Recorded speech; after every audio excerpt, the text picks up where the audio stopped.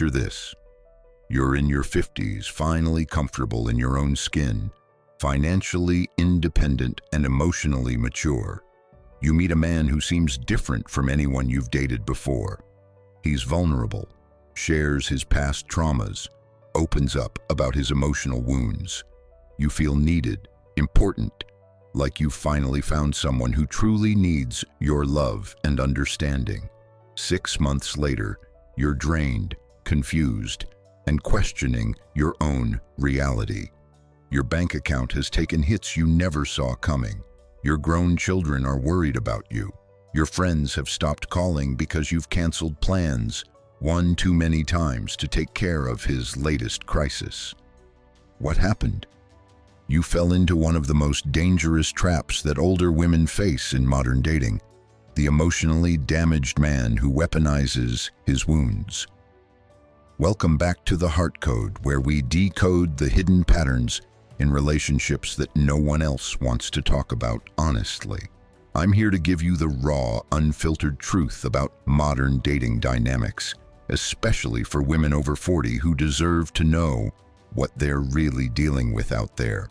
Before we dive deep into today's critical topic, I need you to do something for me and for yourself. Hit that like button right now, because this information could save you years of heartache and tens of thousands of dollars.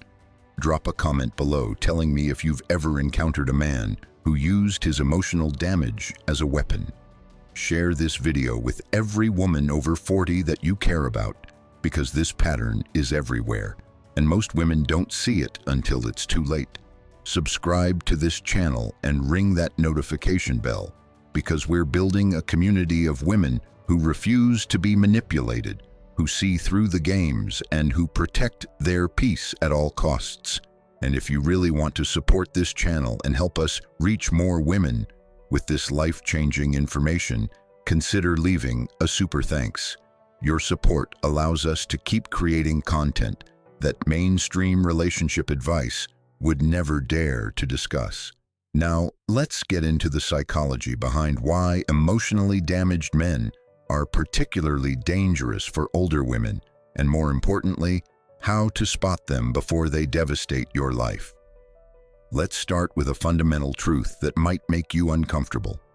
Emotionally damaged men are not projects to be fixed, puzzles to be solved, or wounded birds you can heal with enough love and patience.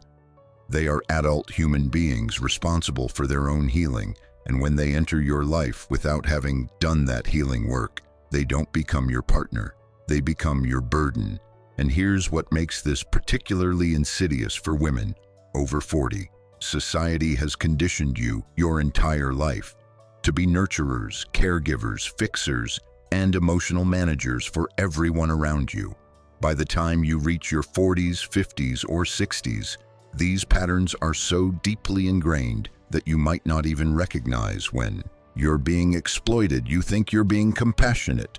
You think you're being understanding. You think you're being a good partner. But what's really happening is that you're being systematically drained of your emotional energy, your financial resources, your time, your peace of mind, and your sense of self.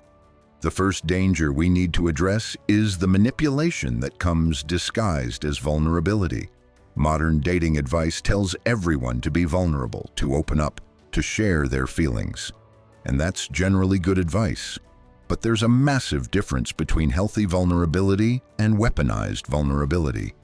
Healthy vulnerability is when someone shares their struggles while actively working on them, taking responsibility for their healing, and not expecting you to fix them. Weaponized vulnerability is when someone dumps all their trauma on you within the first few dates, makes you feel responsible for their emotional state, and uses their past pain as an excuse for present bad behavior. An emotionally damaged man who hasn't done his healing work will share his traumatic childhood, his terrible ex-wife, his abandonment issues, his depression, his anxiety, his financial struggles, all within the first few conversations. And here's the hook. He'll make you feel special for being the one person who finally understands him, the only woman who's ever really seen him, the angel who came into his life at exactly the right time. This is not love. This is a calculated manipulation technique called trauma bonding, and it's designed to make you feel uniquely responsible for his well-being. Women over 40 are particularly susceptible to this because by this age, you've likely experienced your own share of life's difficulties. You've probably been through divorce, loss, health issues, or career challenges. You have empathy born from your own struggles. You understand that life is hard and that everyone carries wounds. This emotional maturity and depth of empathy, which should be your strength, becomes your vulnerability when you encounter a man who knows how to exploit it. He's not looking for a partner. He's looking for a mother figure, a therapist, a financial safety net, and an emotional dumping ground all rolled into one. And he's specifically targeting women in your age bracket because he knows you have resources he doesn't. Emotional stability, financial security, property, retirement savings, a network of supportive friends and family, and a life you've built with decades of hard work. Everything you've worked for becomes his target. Let's talk about the financial exploitation that almost always accompanies these relationships. An emotionally damaged man will often have a story about why he's currently struggling financially. It's never his fault, of course. The economy destroyed his business. His ex-wife took everything in the divorce. He's been dealing with health issues that drained his savings. He made bad investments based on advice from someone he trusted. He's supporting his elderly parents or his kids from a previous relationship. The story varies, but the pattern is always the same. His financial problems are the result of external circumstances, bad luck, or other people's actions, never his own poor decisions or lack of responsibility. And because he's already established that emotional connection with you through his vulnerability, you start to feel like helping him financially is just being a supportive partner. It starts small. He needs help with groceries this week. His car breaks down and he needs a loan for repairs. He's short on rent and just needs a bridge until his next paycheck. Can you cover dinner tonight because his credit card was declined? Each request is accompanied by shame, embarrassment, and promises that he'll pay you back as soon as he gets back on his feet. And you help because you believe in him, because you've seen his good qualities, because you think this is temporary, because you remember how he opened up to you about his struggles, and because saying no feels cruel when he's already dealing with so much. But here's what you don't realize at first. His financial crisis is permanent. It's not a temporary setback. It's his lifestyle. Emotionally damaged men who haven't healed often have deeply dysfunctional relationships with money. They either blow through cash impulsively to cope with their emotional pain, or they've never developed the discipline and responsibility required to manage finances effectively, or they genuinely believe that their emotional suffering entitles them to be supported by others. Your loans never get repaid.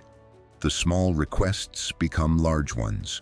Before you know it, you've paid off his credit cards, covered his rent for months, funded his business ideas, paid for his car repairs, his medical bills, his child support, his lawyer fees, and you're rationalizing it all because he's still feeding you that story about his vulnerability, his trauma, his bad luck. You tell yourself that once he gets back on his feet, things will be different. But they won't, because he has no intention of getting back on his feet. He's found something better, a woman with resources who feels emotionally invested in his well-being. The psychological manipulation goes even deeper when we examine how these men use their emotional damage to avoid accountability. Anytime you try to set a boundary, express a concern, or ask for reciprocity in the relationship, he weaponizes his trauma. You want to talk about how he never follows through on his promises? He retreats into his depression. You need to discuss the money you've lent him. He spirals into shame and talks about how worthless he feels. You ask him to show up more consistently in the relationship. He tells you about his abandonment issues and how Your expectations are triggering him. Every legitimate concern you raise gets turned into another opportunity for him to be the victim and for you to feel like the aggressor. This is a particularly sinister form of manipulation because it uses therapeutic language and psychological concepts to shut down communication. He's learned just enough pop psychology to weaponize it. He talks about his triggers, his trauma responses, his attachment style, his inner child, his toxic parents. And because you're a compassionate person who believes in mental health and healing, you back off. You don't want to be the person who triggers his trauma. You don't want to add to his pain. You convince yourself that being patient and understanding is the loving thing to do. But what's actually happening is that you're being trained to never hold him accountable for anything. This dynamic is particularly dangerous for women over 40 because you've likely spent decades in relationships or situations where you were the responsible one, the strong one, the one who held things together while others fell apart. Maybe you were the stable parent while your ex was unreliable. Maybe you were the employee who picked up slack for coworkers. Maybe you were the daughter who took care of aging parents while your siblings did nothing. You're used to being the person who handles things, who doesn't complain, who shows up no matter what. An emotionally damaged man reads this in you immediately. He sees a woman who's been trained her entire life to be understanding, to make excuses for others, to put everyone else's needs before her own. You're not just a target, you're the perfect target. And the worst part is that you might not even realize it's happening, because this dynamic feels normal to you. Being the strong one, the giver, the supporter, this is what you've always done. How could it be unhealthy if it's all you've ever known? Let's discuss the isolation that inevitably occurs in these relationships. An emotionally damaged man who hasn't healed is often deeply insecure and jealous. He fears abandonment because that's his core wound. So he systematically works to separate you from your support system.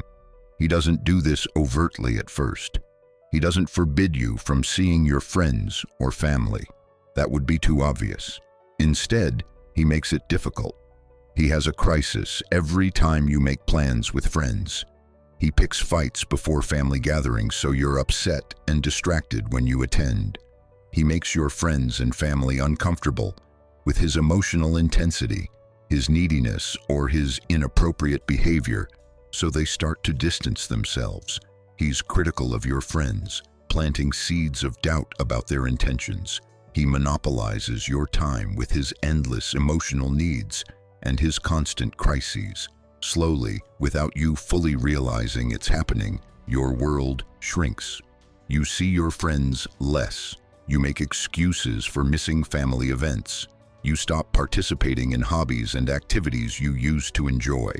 And the more isolated you become, the more dependent you are on him for emotional connection. And the harder it becomes to see the situation clearly because you have no outside perspective anymore. This isolation serves multiple purposes for him. First, it means there's no one questioning the relationship or pointing out red flags. Second, it makes you more dependent on him for social connection, even though he's the source of your disconnection from others. Third, it prevents you from having support when you finally start to realize something is wrong. And fourth, it eliminates witnesses to his behavior. Your friends and family don't see how he treats you behind closed doors. They don't know about the financial exploitation, the emotional manipulation, the constant drama. You become the only one who knows the full story, and when you're isolated, it's much easier to convince yourself that you're the one who's wrong, that you're overreacting, that the problem is your lack of patience, rather than his refusal to heal and grow. For women over 40, this isolation is particularly damaging because your social connections at this age are often your lifeline. Your friendships are deeper, more meaningful, built over decades. Your family relationships, especially with adult children, are important sources of joy and connection. Your community involvement, your hobbies, your social activities, these are what give your life richness and meaning. When an emotionally damaged man systematically removes these from your life, you're not just losing relationships, you're losing yourself. You're losing the version of you that existed before him, the woman who had interests, passions, connections, and a life that didn't revolve around managing someone else's emotional chaos.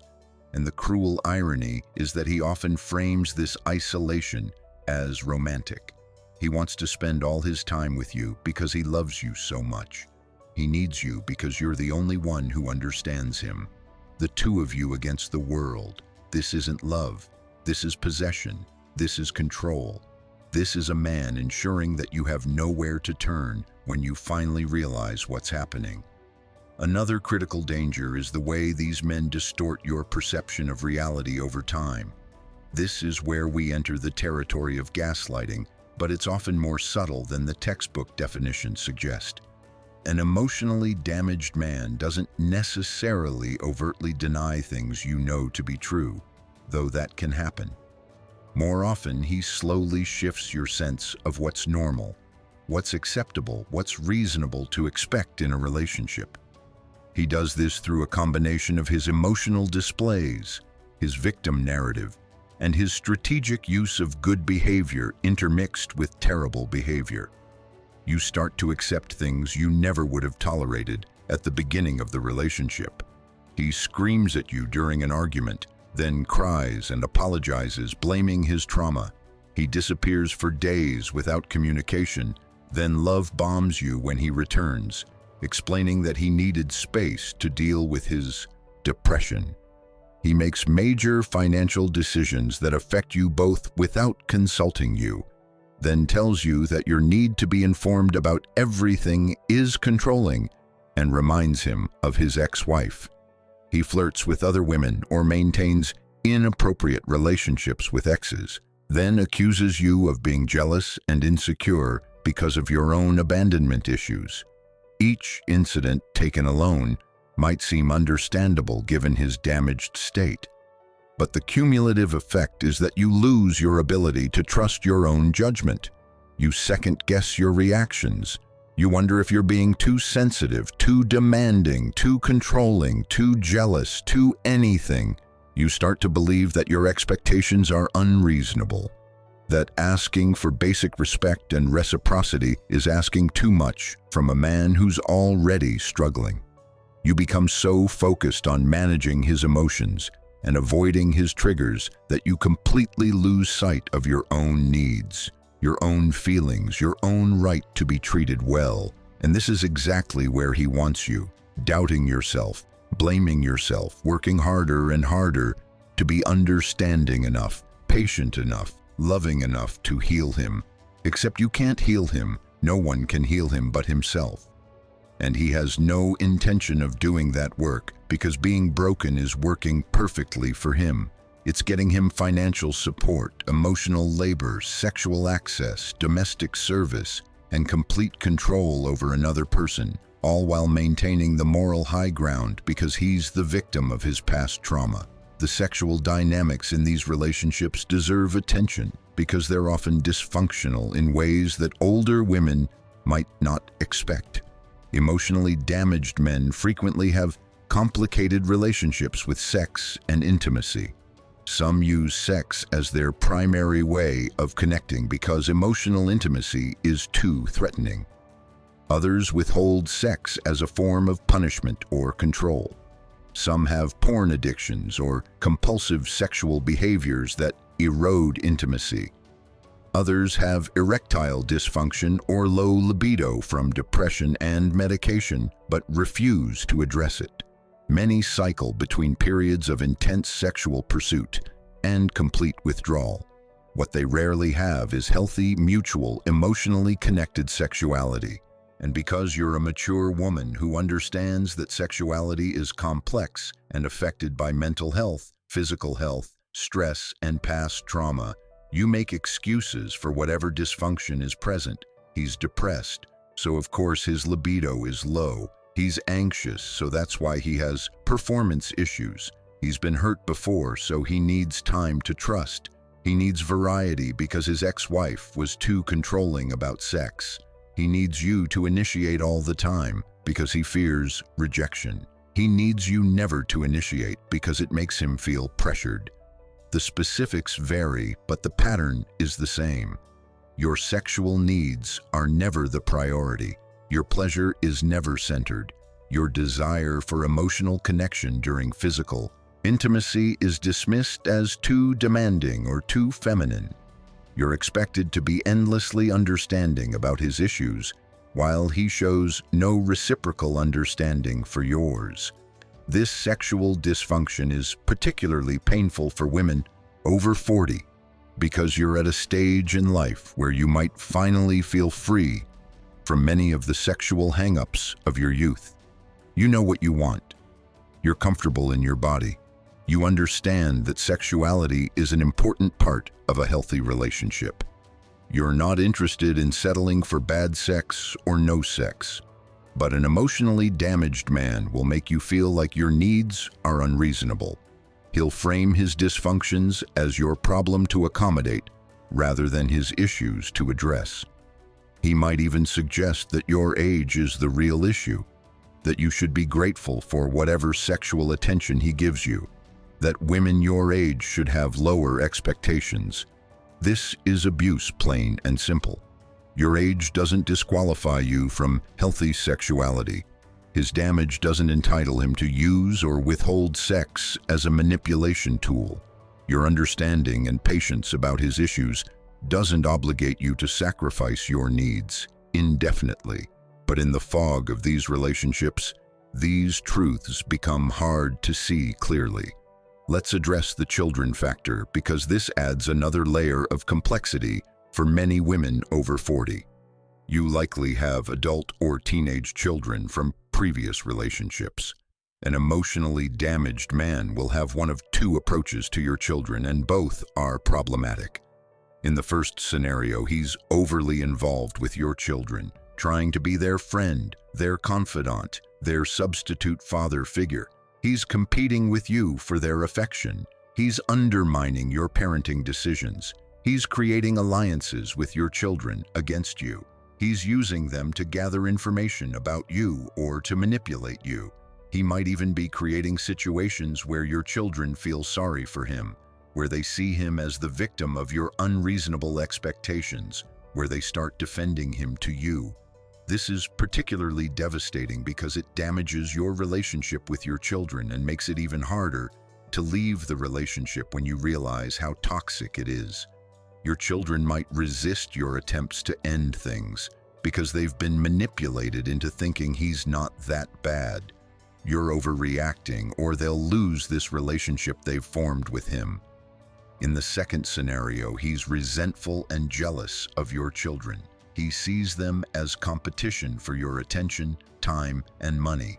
He creates conflicts around your parenting. He sulks or picks fights when you spend time with your kids. He makes inappropriate comments about their dependence on you or their failures to launch. He pressures you to put him first over your children, framing it as what a healthy romantic relationship requires. He might even create situations where you have to choose between him and your children, where attending your daughter's important event means he'll have a meltdown, where giving your son financial help means he'll punish you with silent treatment or accusations that you love your children more than him. This puts you in an impossible position because you love your children, but you've also been manipulated into believing you're responsible for this man's emotional well-being. And if you choose your children over him, he uses it as evidence that you're not really committed to the relationship, that you don't really love him, that you're just like everyone else who's abandoned him. The guilt and confusion this creates is agonizing. If he has children of his own, that introduces yet another set of problems. He's likely an inconsistent father at best, if he's involved at all. He talks about how much he loves his kids, how important they are to him, but his actions tell a different story. He misses visitation. He doesn't pay child support regularly or at all. He speaks negatively about their mother to them. He makes promises he doesn't keep. He uses his kids as props for his victim narrative about how his ex destroyed him and kept his children from him. And here's where it gets particularly manipulative. He'll use your empathy for his kids to extract resources from you. You end up buying his kids' clothes, presents, food. You're covering his child support payments because you don't want his kids to suffer. You're helping pay his legal fees for his custody battle because he's convinced you that his ex is evil and keeping his children from a loving father. You're providing the emotional support and stability for his children that he's incapable of providing. And through this, you lose more money, more time, more energy, while he gets to play the devoted father without actually doing any of the work or bearing any of the costs. You're subsidizing his false image while his actual behavior remains destructive. The cycle of crisis is another hallmark of relationships. With emotionally damaged men, there is always a crisis. His car breaks down, he loses his job, his ex takes him to court, his parents have an emergency, he has a health scare, his depression gets worse, his anxiety spirals, someone betrays him, someone threatens him. Something always needs immediate attention, immediate action, immediate emotional energy, and often immediate money. At first, you respond to these crises with compassion and support because that's what partners do. But over time, you start to notice patterns. The crises are awfully convenient. They happen right when you were about to have a serious conversation about the relationship. They happen when you're trying to focus on something important in your own life. They happen when you're getting close to friends or family he's trying to isolate you from. They happen when you're starting to question things or pull back, and many of them are either entirely fabricated or vastly exaggerated. That job he lost, he was about to get fired anyway for poor performance. That health scare, it was a minor issue he's inflating for sympathy. That emergency with his parents, they're fine, he just needed an excuse to avoid something. That legal crisis with his ex, it's the natural consequence of his failure to meet his obligations. But even when the crises are real, the way he handles them is designed to manipulate you. He's incapable of dealing with anything on his own. He's helpless, hopeless, falling apart. You have to drop everything to help him. You have to be the one who makes the phone calls, does the research, comes up with solutions, provides the money, offers the emotional support. He's always in reactive mode, always being buffeted by circumstances beyond his control, never taking proactive steps to prevent problems or minimize their impact. And this serves his purposes perfectly because it keeps you focused on him, on his needs, on his drama, while your own life gets put on hold indefinitely. You stop pursuing your goals because you're too busy managing his crises. You stop taking care of yourself because all your energy goes to keeping him afloat. You stop growing because you're stuck in an endless cycle of putting out his fires. And the cruelest part is that he makes you feel selfish if you express frustration about this. How can you be thinking about yourself when he's suffering? How can you be focused on your needs when he's in crisis? The message is clear. His problems will always take priority over your well-being, forever. For women over 40, this is particularly damaging because you're at a stage in life where you should be focusing on yourself. Your children are grown or nearly grown. You're at the peak of your career or enjoying retirement. You have the financial resources and life experience to pursue goals you've put off. You have the wisdom to know what matters and what doesn't. This should be your time, but instead, you're trapped in a relationship that drains you of everything you've built. Your retirement savings that should be growing are being depleted. Your career that should be flourishing is stalling because you're too stressed and distracted. Your health that should be prioritized is declining because you're under constant stress. Your golden years that should be peaceful and fulfilling are being consumed by chaos and crisis, and the opportunity cost is devastating. Every year you spend with an emotionally damaged man who won't heal is a year you don't get back. You can't reclaim your 50s. You can't redo your 60s. Time is the one resource you can never recover, and he's stealing it from you. The trauma bond that forms in these relationships is incredibly powerful and difficult to break. Trauma bonding occurs when someone becomes attached to a person who causes them harm through a cycle of abuse and positive reinforcement. The emotionally damaged man is often not consistently terrible. If he were, leaving would be easier. Instead, he cycles between behavior that's terrible and behavior that's wonderful.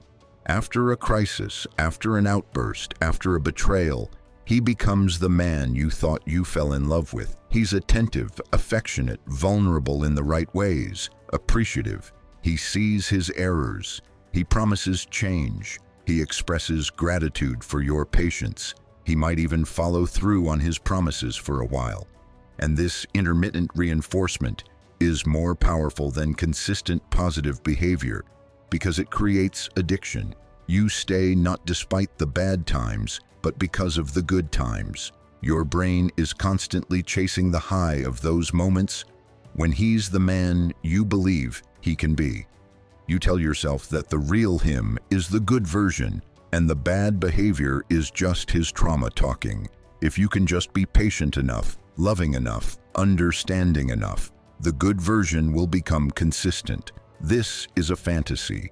The good version is the manipulation. The bad version is who he really is. But trauma bonds are incredibly hard to break because they're not based on logic. They're based on hope, fear, and biochemical addiction to the highs and lows.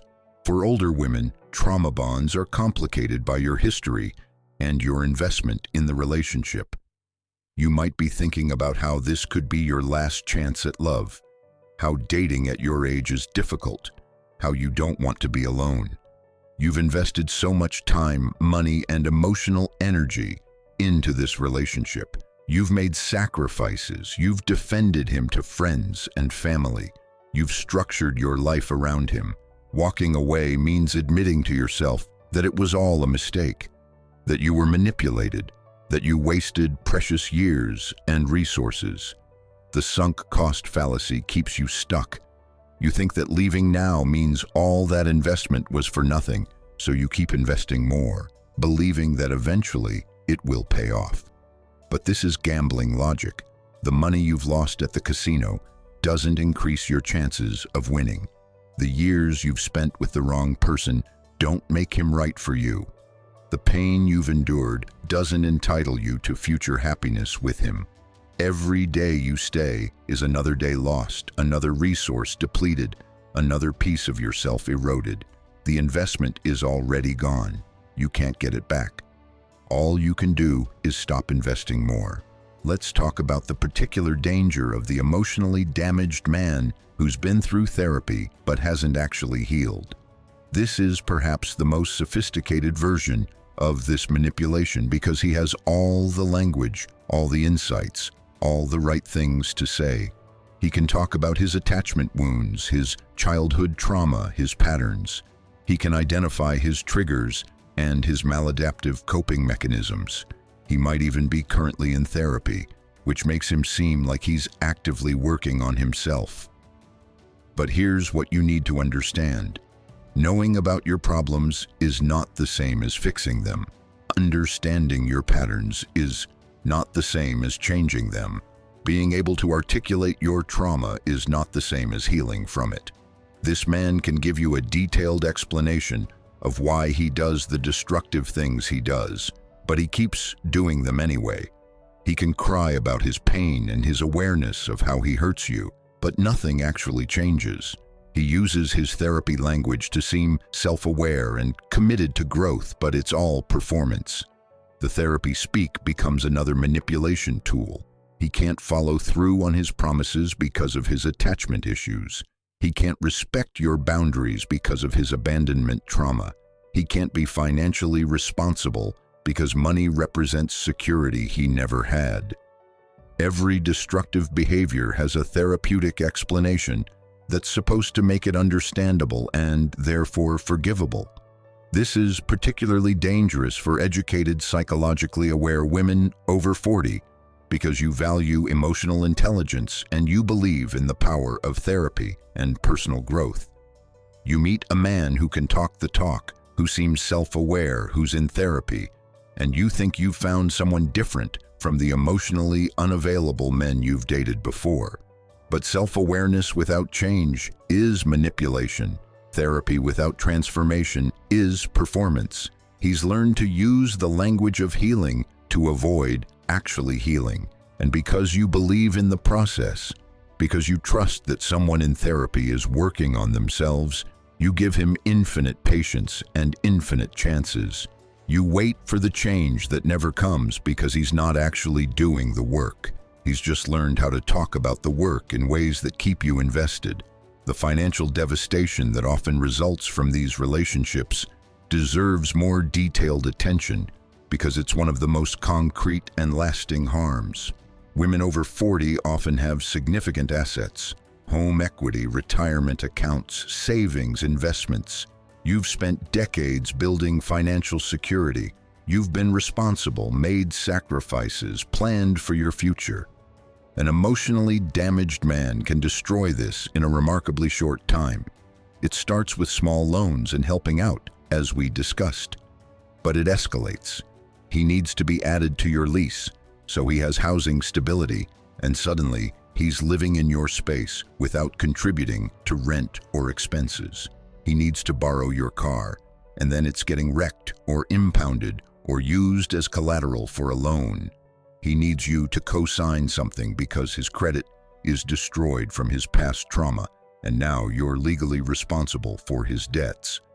He has a business idea that will definitely work this time and just needs some startup capital, and your savings disappear into a venture that was never viable.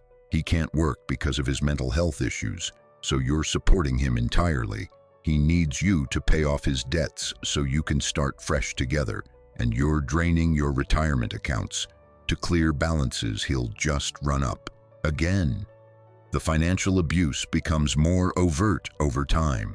He might steal from you directly, using your credit cards without permission, forging your signature, taking cash from your wallet, selling your belongings.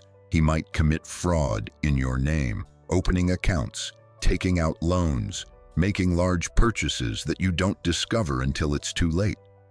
He might sabotage your career or business so you're more dependent on him or have less to give away to others. He might threaten to damage your property or reputation if you don't give him money. Or he might use your shared finances, if you've combined them, to systematically transfer your money into assets only he controls. Women who have been through these relationships sometimes find themselves losing their homes, their retirement funds, their savings, everything they built before meeting him. And the legal system often provides little recourse. If you gave him money willingly, even under false pretenses or emotional manipulation, you have limited legal options for getting it back. If he committed fraud but you don't have documentation, proving it is difficult. If he's judgment-proof because he has no assets or income, suing him is pointless. You can end the relationship, but you can't undo the financial devastation. For women in their 40s, 50s, and 60s, this financial loss is particularly catastrophic because you have limited time to recover. If you're 45 and he drains your retirement account, you have 20 years to rebuild. That's possible, though you'll likely have to work longer than planned and accept a lower standard of living in retirement. But if you're 60 and he destroys your financial security, you may never recover. You could be facing poverty in your 70s and 80s because you trusted a man who weaponized his wounds. And the emotional impact of this financial abuse extends far beyond the money itself. Your sense of security is destroyed. Your trust in yourself is shattered.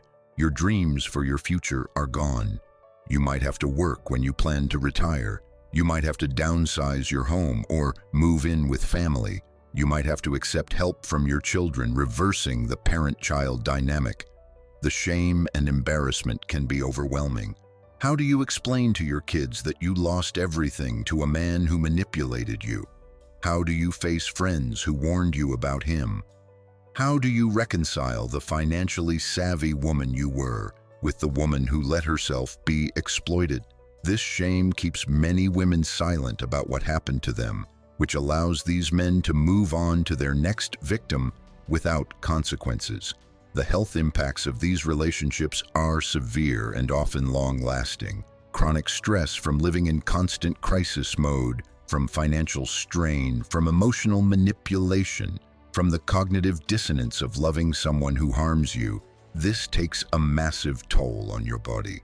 Women in these relationships often experience significant weight gain or weight loss, disrupted sleep, chronic pain, weakened immune systems, high blood pressure, digestive issues, and increased risk of heart disease. The stress hormones flooding your system constantly cause real physical damage. You might develop stress-related conditions like fibromyalgia, autoimmune disorders, or chronic fatigue. You might experience panic attacks, severe anxiety, or depression. You might turn to alcohol, prescription medications, or other substances to cope with the stress and pain. Your health, which should be a priority at your age, deteriorates because all your energy goes to managing his chaos. And the cruelest part is that your declining health becomes another source of stress and another tool he can use to manipulate you. If you're sick, you're more dependent on him. If you're not functioning well, you're less able to see the situation clearly or take action to leave. Your illness might even become part of his victim narrative. He has to take care of you now, another burden in his already difficult life. The cognitive effects of these relationships are profound. Living with constant manipulation, gaslighting, and emotional chaos literally changes your brain. Your ability to think clearly, make decisions, trust your judgment, and see reality accurately is impaired. You're in a state of chronic hypervigilance, always monitoring his mood, anticipating his needs, trying to prevent the next crisis. This is exhausting, and it leaves little cognitive capacity for anything else. You become forgetful, scattered, unable to focus. You make mistakes at work. You forget important commitments. You struggle with decisions that used to be easy. Friends and family notice that you seem different, not quite yourself, like you're always distracted or worried. That's because you are. Your brain is in survival mode, not thriving mode. And the executive function required to plan an exit from the relationship, to organize your finances and living situation, to think clearly about your future, is exactly what's been depleted. This is why leaving is so much harder than outsiders understand. It's not just that you love him or you've invested in the relationship. It's that the relationship has literally damaged your capacity to think clearly enough to leave. Let's discuss the societal factors that make older women particularly vulnerable to these predators, because this is about more than individual psychology. We live in a society that devalues women as they age, particularly in the realm of romance and sexuality. Women over 40 are bombarded with messages that they're past their prime, that men their age want younger women, that they should be grateful for any male attention, that they're lucky if anyone finds them desirable. These messages are everywhere, in media, in dating advice, in comments from friends and family, in the way older women are portrayed or not portrayed in romantic contexts. This creates a vulnerability. When a man shows interest in you, seems to find you attractive and interesting, it can feel like a gift, especially if you've been single for a while, especially if you've internalized any of those societal messages about your declining value. You might be more willing to overlook red flags because you've been conditioned to believe you don't have better options. You might stay in a bad relationship longer because you fear being alone and you've been told that dating at your age is impossible. The emotionally damaged man exploits this vulnerability. He makes you feel special, chosen, valuable, beautiful, desired. and then he uses that hook to manipulate you. The societal expectation that women should be nurturers and fixers compounds this problem. You've been socialized your entire life to take care of others, to put their needs before your own, to be the emotional manager for everyone around you. By the time you're in your 40s or beyond, this is so deeply ingrained that you might not even question it. A man reveals that he's struggling, that he has wounds, that he needs help, and your instinct is to provide that help. You don't stop to ask whether he's also helping himself, whether he's taking responsibility for his healing, whether he's capable of reciprocating the care you provide. You just start caring for him because that's what you've been taught to do, and he knows this. He's counting on it. He's specifically seeking out women who have been trained to be caretakers because they're easier to exploit. Your compassion, your empathy, your nurturing instinct, these are beautiful qualities. But in the hands of a manipulative man, they become weapons used against you. The stigma around being single at older ages also plays a role. There's still societal judgment about older women who are alone. Questions about why you're not partnered. Suggestions that you're too picky or too difficult. Insinuations that something must be wrong with you if you can't maintain a relationship. This stigma can make women stay in unhealthy relationships because being in a bad relationship feels socially preferable to being alone. You might endure more than you should because you don't want to face the judgment and questions that come with being single again at 50, 60, or 70. You might rationalize that all relationships have problems, that this is just what compromise looks like, that you're too old to start over, that being alone is worse than being with someone who drains you. But this is false. Being alone is not worse than being exploited. Being single is not worse than being in a relationship that devastates your finances, health, and well-being. The stigma around single older women is based on sexist, outdated ideas about women's value. Your value doesn't decrease with age. Your right to be treated well doesn't expire. Your option to leave a harmful situation is always available, regardless of your age. The belief that you can heal him through love is perhaps the most dangerous myth that keeps women trapped. This is the fairy tale narrative we've been fed our entire lives. Love conquers all. The right woman can fix a broken man. Your love can heal his wounds. Patience and understanding will transform him into the man he's capable of being. This narrative is everywhere in movies, books, songs, and cultural stories. And it's completely false. You cannot heal another adult human being through love. Healing is internal work that only the wounded person can do. Your love, no matter how pure or strong or patient, cannot fix his attachment wounds, his trauma, his addiction, his irresponsibility, his manipulation, his abuse. These are his to heal if he chooses to heal them. Most emotionally damaged men in these dynamics do not choose healing. They choose to remain damaged because being damaged is serving them well. It's getting them care, attention, resources, control, and they have no incentive to change. Your love doesn't heal him. It enables him. It provides the safety net that allows him to never face the consequences of his behavior. It gives him a comfortable life without requiring him to grow. The harder you try to love him into healing, the more entrenched he becomes in his dysfunction because he's learning that his wounds are valuable currency. This is an excruciatingly painful truth to accept because it means acknowledging that all your effort has been futile. The years of patience, the understanding, the support, the sacrifices, the love you've poured into him, none of it mattered because he was never going to change. He didn't want to change. He wants to be damaged because it works for him.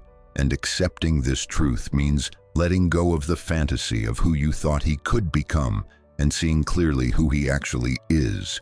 It means acknowledging that you've been manipulated, that the vulnerability you thought was authentic was weaponized, that the man you fell in love with was a performance, that the real person is someone who willingly harms you for his own benefit. This is devastating. The grief of this realization is profound. You're not just losing the relationship, you're losing your image of him, your image of yourself, your belief in the power of love, your trust in your judgment. But this grief, as painful as it is also the beginning of freedom. So how do you spot an emotionally damaged man before he devastates your life? Here are the red flags that women over 40 need to be vigilant about. First, excessive vulnerability early on. If a man is sharing deep trauma and pain within the first few conversations or dates, that's not emotional availability. That's a manipulation tactic designed to create premature intimacy and make you feel uniquely responsible for him. Healthy people share vulnerably, but they do so gradually as trust is built, and they share in ways that don't make you feel burdened or responsible. Second, a victim narrative about his entire life. Everyone faces hardships, but if every bad thing that's ever happened to him was someone else's fault, if he takes no responsibility for any of his problems or failures, if he's always the victim of circumstances or other people, that's a major red flag. This indicates someone who lacks accountability and who will never take responsibility for how he treats you. Third, moving too fast. If he's talking about the future, about how special you are, about how he's never connected with anyone like this before, within the first few weeks, be wary. This is love bombing, and it's designed to lock you in emotionally before you've had time to see who he really is. Fourth, financial instability without accountability or a plan. Everyone can hit hard times, but pay attention to how he talks about his financial situation. Is he taking responsibility and actively working to improve it?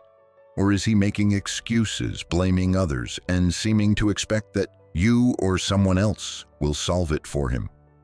Fifth, inconsistency between his words and actions. He says he's working on himself, but you see no evidence of actual change. He promises to pay you back, but never does. He claims he values you, but his behavior doesn't reflect that. When someone shows you through their actions who they are, believe them, not their words. Sixth, isolation tactics. If he's critical of your friends and family, if he has problems every time you have plans with others, if he's consuming all your time and energy, if your world is shrinking around him, that's a major warning sign. Healthy partners want you to have supportive relationships with others. They don't isolate you.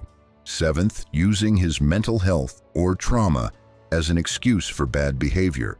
Mental health struggles are real and valid, but they don't excuse mistreating others. If he's blaming his trauma for his inability to be honest, respectful, or responsible, that's manipulation, not vulnerability. Eighth, he has a string of terrible exes who are all crazy, abusive, or vindictive. When every single woman in his past is painted as the villain, that's a massive red flag. It indicates that he doesn't take responsibility for his role in relationship failures, and that you'll likely be added to that list of crazy exes when this relationship ends. Ninth, he's overly focused on what you can do for him rather than what you can build together. Pay attention to the dynamic. Is it balanced, or are his needs, his problems, his goals always the priority? Does he show genuine interest in your life, your dreams, your well-being, or is everything always about him? 10th, your gut is telling you something is wrong. This is perhaps the most important red flag of all. Women over 40 have decades of life experience and intuition. If something feels off, if you're anxious, if you're making excuses for him, if you're hiding aspects of the relationship from friends and family, if you feel like you're walking on eggshells, trust that feeling. Your instincts are responding to red flags that your conscious mind might be rationalizing away. What do you do if you're already in a relationship with an emotionally damaged man and you're recognizing yourself in this description? First, acknowledge the truth of your situation. Stop making excuses for him. Stop blaming yourself. Stop believing that if you just try harder or love better, things will improve. See the relationship clearly for what it is: exploitation disguised as love. Second, document everything. If there's financial abuse, keep records. If there's emotional or verbal abuse, keep a journal with dates and details. This documentation will be important if you need legal protection or if you need to remind yourself why you left when you're tempted to go back. Third, start rebuilding your external support system. Reconnect with friends and family. Be honest with them about what's been happening. You might feel embarrassed, but the people who love you want to help. You need their support to leave and to stay gone. Fourth, secure your finances. Make sure he doesn't have access to your accounts. If necessary, open new accounts he doesn't know about. Stop giving him money. If you've been supporting him, cut off that support. His financial crisis is not your responsibility. Fifth, get professional help. A therapist who understands trauma bonding and emotional abuse can be invaluable in helping you process what you've experienced and build the strength to leave. Sixth, make a safety plan. Depending on the level of dysfunction and potential for escalation, you may need to plan your exit carefully. This might mean having a place to go, important documents secured, people who know your plan and can check on you. Some men become dangerous when they're losing control of a relationship. Don't underestimate this possibility, especially if he has a history of intense anger, has made threats, or has been physically aggressive in any way. Seventh, understand that leaving is a process, not an event. You might leave and go back multiple times before you leave for good. This is normal with trauma bonds. Don't shame yourself for it. Each time you leave and return, you're learning more about the dynamic and building toward permanent exit. But also understand that each time you go back, you're reinforcing his belief that he can treat you however he wants and you'll stay. So while multiple attempts are common, you should be working toward permanent departure, not cycling indefinitely. Eighth, expect escalation when you try to leave. He will likely intensify his manipulation tactics. He might become the perfect boyfriend, promising real change, going to therapy, even temporarily changing his behavior to prove he's serious. Don't fall for it. This is hoovering, a manipulation tactic designed to suck you back in. The change won't last. Once he has you back and feels secure, the old patterns will return. He might also escalate in the other direction, becoming angry, threatening, vengeful. He might try to turn people against you. He might threaten to hurt himself. He might make threats about your finances, your property, your reputation. Stand firm. These are desperate attempts to maintain control. Ninth, cut all contact once you leave. Block him on everything. Don't respond to messages. Don't agree to meet to talk. Don't try to be friends. Every contact is an opportunity for him to manipulate you back in. The only way to break a trauma bond is complete and total no contact. This will be painful. You'll miss him. You'll worry about him. You'll remember the good times. You'll doubt your decision. This is all normal and it will pass, but it can only pass if you maintain no contact. 10th, give yourself time and compassion for the healing process. What you've been through is traumatic. You've been manipulated, exploited, and abused. You need time to recover, to rebuild your sense of self, to learn to trust your judgment again. You'll likely go through stages of grief, denial, anger, bargaining, depression, acceptance. You'll probably also experience complicated feelings like missing the person who harmed you, feeling guilty for leaving, questioning whether you were the problem, wondering if things could have been different. All of this is normal. Be patient with yourself. Consider joining a support group for people who've experienced emotional abuse or narcissistic relationships. Read books about trauma bonding, gaslighting, and recovery. Work with a therapist. Rebuild your life step by step. Reconnect with your interests and hobbies. Strengthen your relationships with friends and family. Focus on your health. Work on your financial recovery. And most importantly, do deep work on understanding why you were vulnerable to this dynamic so you don't repeat the pattern. Because here's a hard truth. If you don't do that deep work, you're at risk of attracting another emotionally damaged man. These men have radar for women who are vulnerable in specific ways. If you grew up with an alcoholic parent, you're comfortable with chaos. If you were the caretaker in your family of origin, you're programmed to fix others. If you experienced abandonment, you're desperate to prove you're worthy of staying for. If you learned that your value comes from what you do for others, you're vulnerable to people who need constant doing. These patterns don't change just because you leave one bad relationship. You have to consciously, intentionally do the work to change them. This means therapy. This means reading and educating yourself about codependency, about trauma responses, about attachment wounds. This means sitting with uncomfortable truths about yourself and your history. This means changing behavior patterns that have been in place for decades. This means learning to set boundaries and enforce them even when it feels mean or selfish. This means redefining your understanding of love and partnership. This means building your self-worth from internal sources rather than external validation. Let's talk about what healthy love actually looks like, because if you've been in relationships with emotionally damaged men, you might not even know anymore. Healthy love is not intense drama. It's not constant highs and lows. It's not needing to fix someone or being needed to the point of burden. Healthy love is peaceful. It's stable. It's reciprocal. It's two whole people choosing to build a life together, not one person trying to repair the other. In a healthy relationship, both people take responsibility for their own healing and growth. If one person has trauma or mental health issues, they're actively addressing them through therapy, medication, self-help, whatever tools are necessary.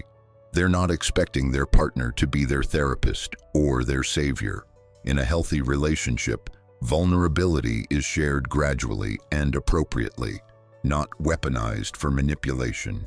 In a healthy relationship, both people contribute financially and emotionally according to their capacity, and there's honest communication about limitations and needs. In a healthy relationship, you feel energized by time with your partner, not drained. You feel better about yourself, not worse. Your life expands, not contracts. In a healthy relationship, your partner wants you to have strong connections with friends and family. They encourage your interests and passions. They support your goals and dreams. They're genuinely happy when good things happen for you. In a healthy relationship, when problems arise, both people work together to solve them. There's not one person constantly in crisis, while the other manages everything. In a healthy relationship, boundaries are respected. When you say no, it's accepted. When you express a need or concern, it's heard and addressed, not dismissed or turned back on you. In a healthy relationship, you don't feel like you're walking on eggshells. You can be yourself. You can have bad days without it causing a crisis. You can disagree without it becoming a major conflict. In a healthy relationship, you trust your partner because their words match their actions. They follow through on commitments. They're honest with you. They don't have suspicious behavior that makes you anxious. In a healthy relationship, sex is mutual, connected, and satisfying for both people. Neither person is using sex as a manipulation tool. In a healthy relationship, you can see a future together that excites you, not one you're anxious or uncertain about. If you've never experienced this kind of relationship, if this description sounds foreign or impossible to you, that's a sign that you need to do deep work before entering another relationship. Because healthy love is possible, but you can't find it if you don't believe in it or know what to look for. And you certainly can't build it if you haven't healed your own wounds. and changed your own patterns. The time alone after leaving a toxic relationship is not wasted time. It's necessary time. It's when you do the work that ensures you don't repeat the pattern. It's when you rebuild your relationship with yourself. It's when you learn what you actually want and need in a partner, rather than what you've been conditioned to accept. It's when you develop the clarity and strength to walk away from red flags instead of rationalizing them. It's when you practice setting boundaries in all your relationships, so it becomes natural by the time you meet someone new. This time alone is not punishment. It's gift. It's freedom. It's choosing yourself for perhaps the first time in your life. For women over 40 who have spent decades caring for others, choosing yourself can feel radical, even wrong. You might feel selfish. You might feel guilty. You might feel like you're failing at being a good woman, a good partner, a good person. But choosing yourself is not selfish. It's necessary. You cannot pour from an empty cup. You cannot help anyone if you're destroyed. You cannot be a good partner if you're with someone who exploits your goodness.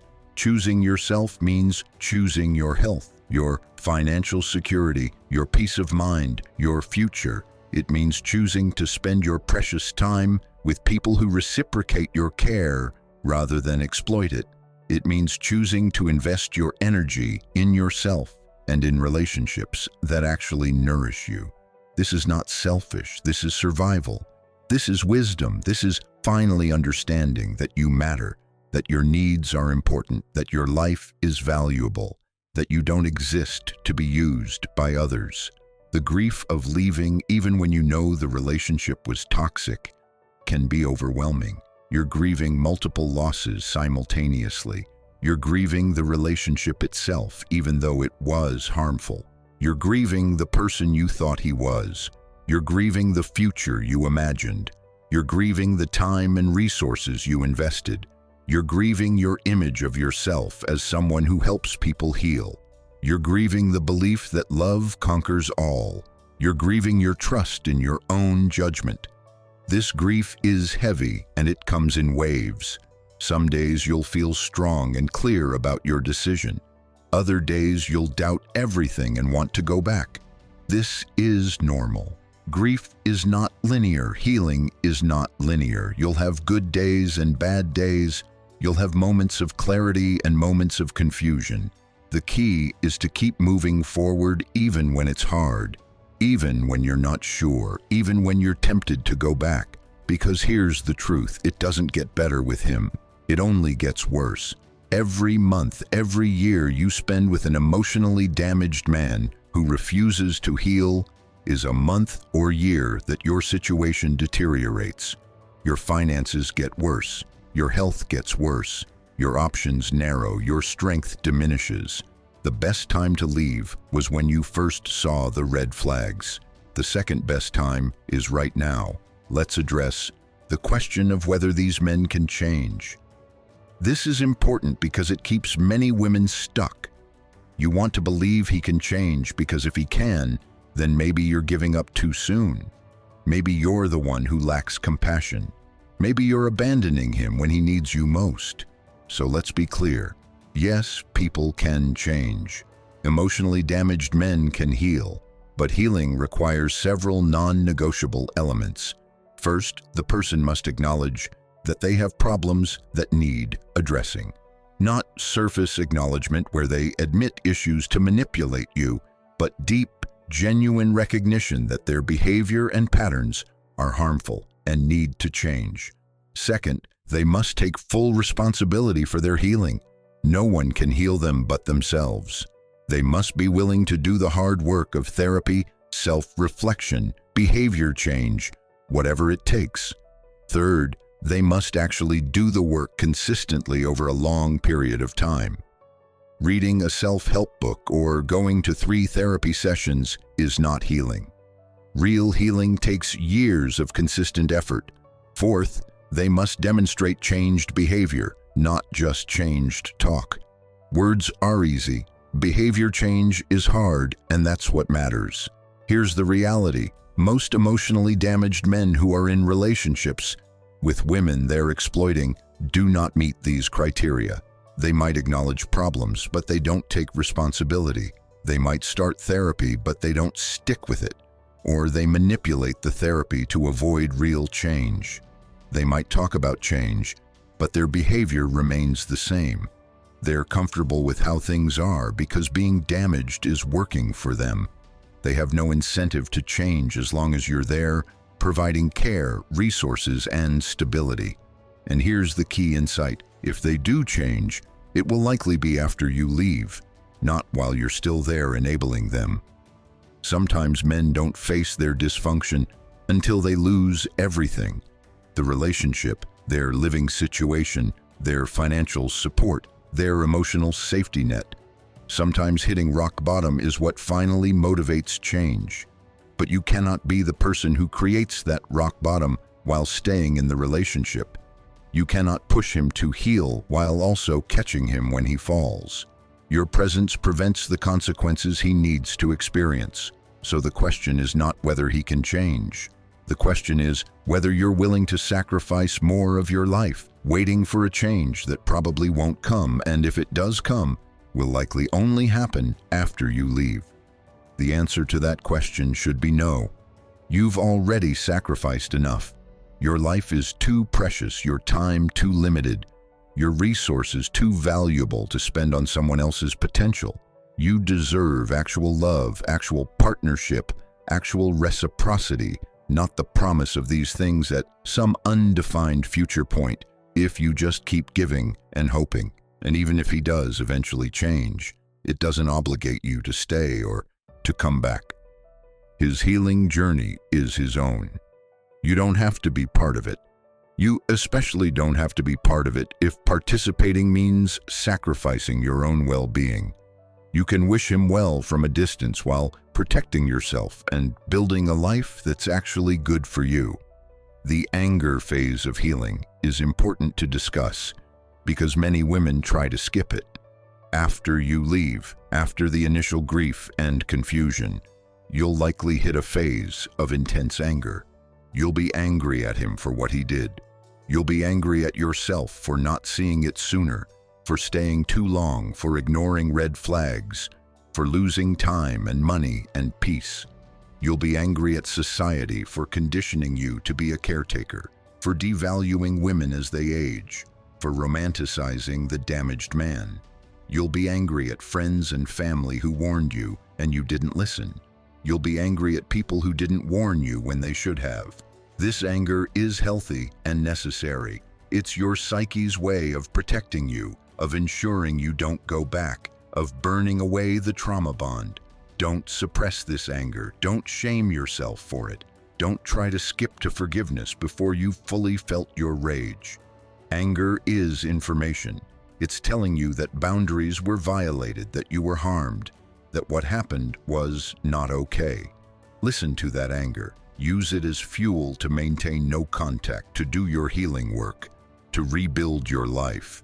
But also don't get stuck in anger indefinitely. Anger is a phase of healing, not a destination. If you're still consumed by rage years later, that's a sign you need more support in processing what happened. Eventually, the anger will soften into something else. Maybe sadness, maybe acceptance, maybe indifference, maybe wisdom. You'll reach a point where you can think about what happened without intense emotional charge. You'll integrate the experience into your life story, not as the defining chapter, but as one chapter among many. You'll extract the lessons without dwelling on the pain. You'll remember without reliving.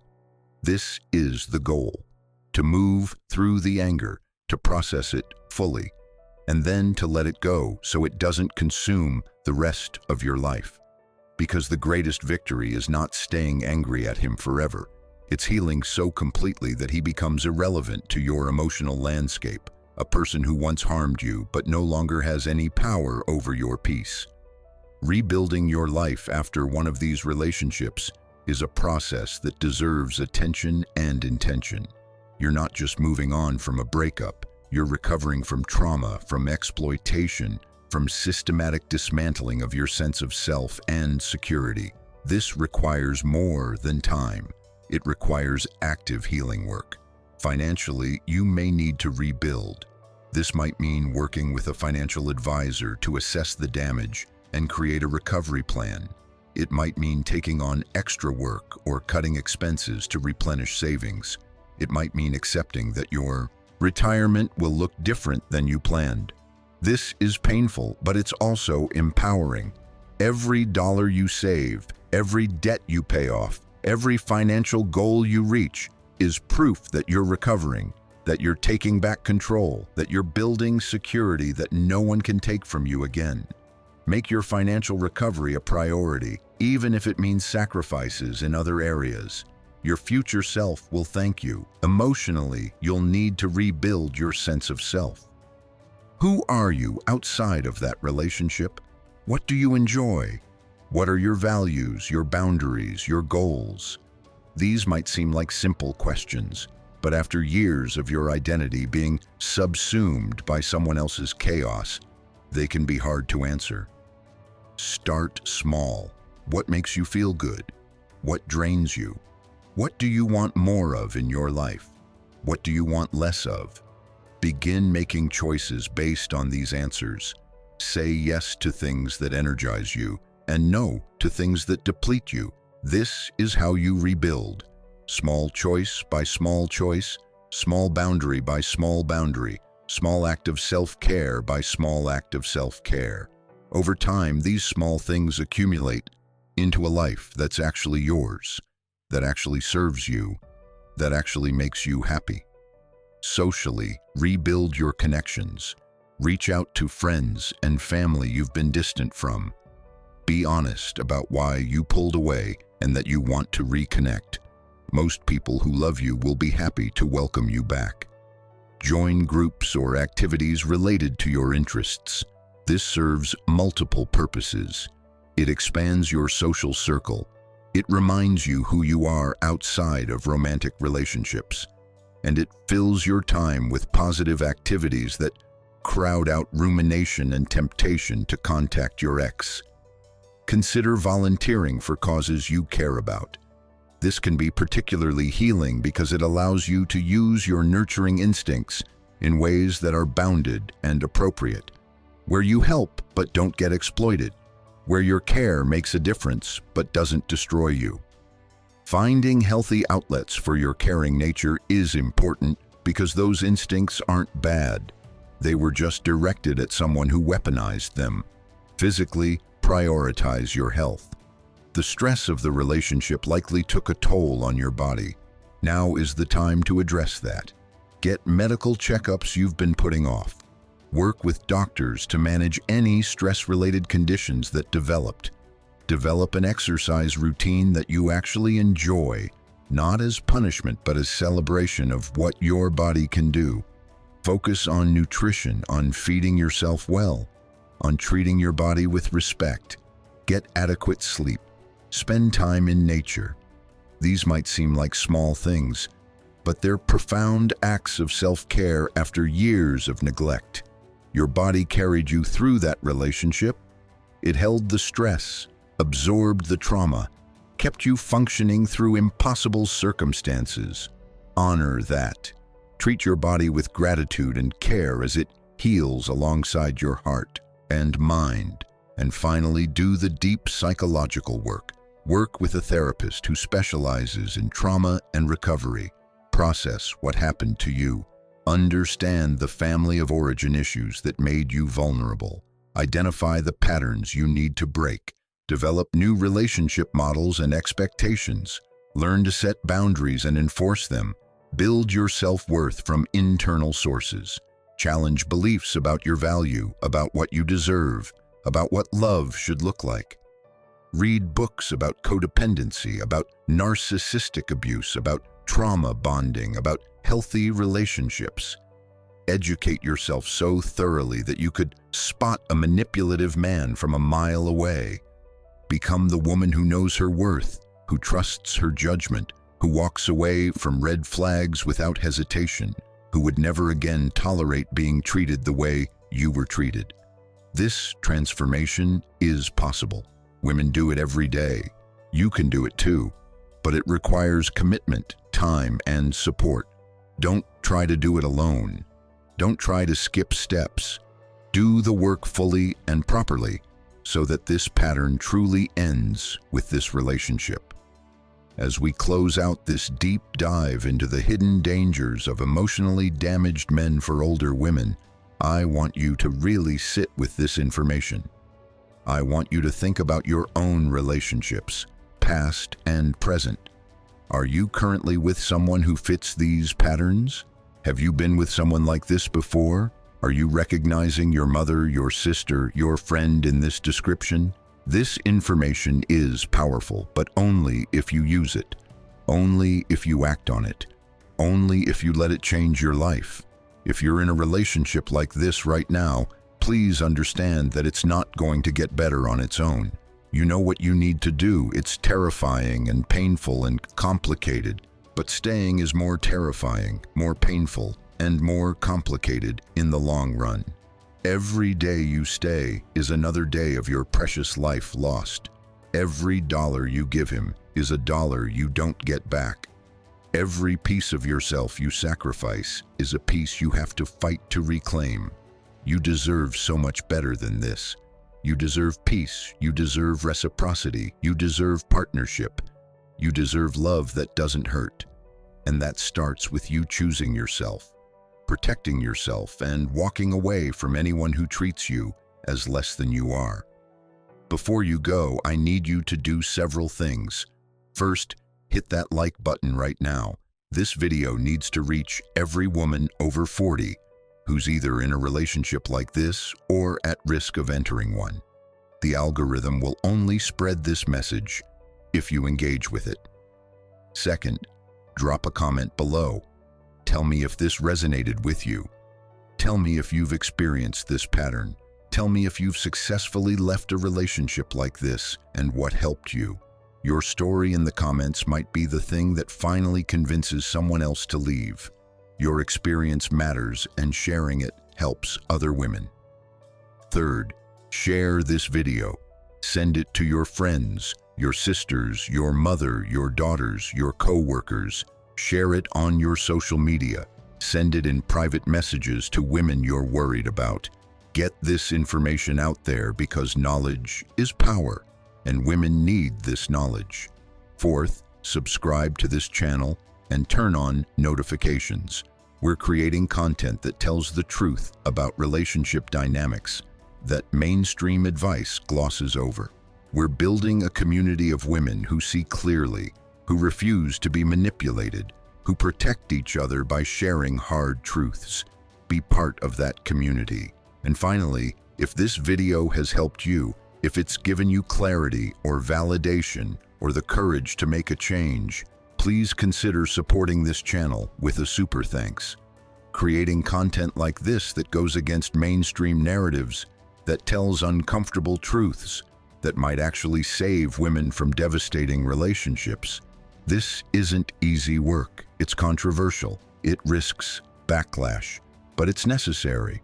Your support, whether it's through super thanks, through sharing, through commenting, through subscribing, it all matters.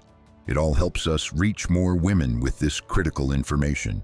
Together, we're creating a movement of women over 40 who refuse to settle, who see through manipulation, who value themselves enough to walk away from anyone who doesn't treat them well. This is the work. This is how we change the narrative. This is how we protect each other. Remember this: you are not too old for healthy love. You are not too damaged from your past to deserve good treatment. You are not obligated to fix broken men. You are not selfish for prioritizing your well-being. You are not mean for setting boundaries. You are not giving up too easily if you walk away from someone who harms you. Your age is not a limitation, it's an advantage. You have wisdom, experience, resources, and clarity that younger women don't yet have. Use those advantages to protect yourself, to build a life that actually serves you, to choose people who actually value you. The second half of your life can be the best half, but only if you're willing to clear out anyone and anything that diminishes you. Only if you're willing to see clearly and act decisively. Only if you're willing to choose yourself, finally, fully, without apology. I'll see you in the next video where we'll continue to decode the hidden patterns in modern relationships that no one else wants to talk about honestly. Until then, protect your peace, trust your instincts, and remember that you are worthy of real love, not the fake version that drains you, not the manipulative version that exploits you, but the real version that energizes you, supports you, respects you, and treats you like the valuable woman you are. That's what you deserve. Don't settle for anything less. Take care of yourself. This is The Heart Code, signing off.